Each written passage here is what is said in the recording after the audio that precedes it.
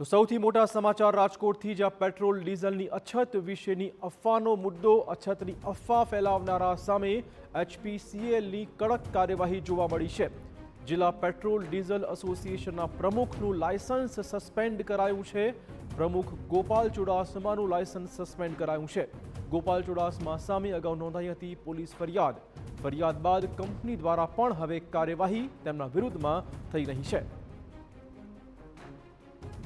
વધુ વાત કરવા જોડાશે અમારા સંવાદદાતા મોહિત. શું બધું અપડેટ?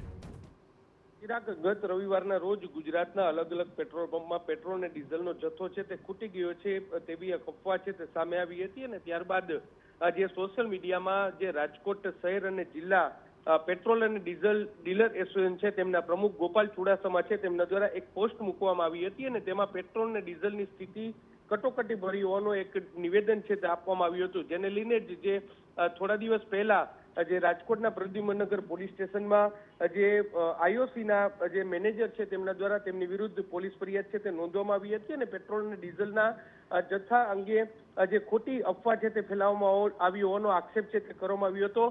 ફરિયાદ નોંધાવવાની કાર્યવાહી બાદ આજે તેમનું જે પેટ્રોલ પંપ છે તેમાં સેલ્સનું લાયસન્સ છે તે રદ કરી દેવામાં, માફ કરશો, સસ્પેન્ડ કરી દેવામાં આવ્યું છે અને આ લાયસન્સ સસ્પેન્ડ કરી દેવાના કારણે હાલમાં તે પેટ્રોલ અને ડીઝલનું વેચાણ છે તે કરી શકશે નહીં. એક તરફ તેની સામે ફરિયાદ નોંધાઈ છે અને બીજું કંપની છે તેની સામે તેમનું લાયસન્સ છે તે સસ્પેન્ડ કરી અને એક મોટી કાર્યવાહી છે તે હાથ ધરી છે. બિલકુલ, ધન્યવાદ મોહિત તમામ જાણકારી બદલ.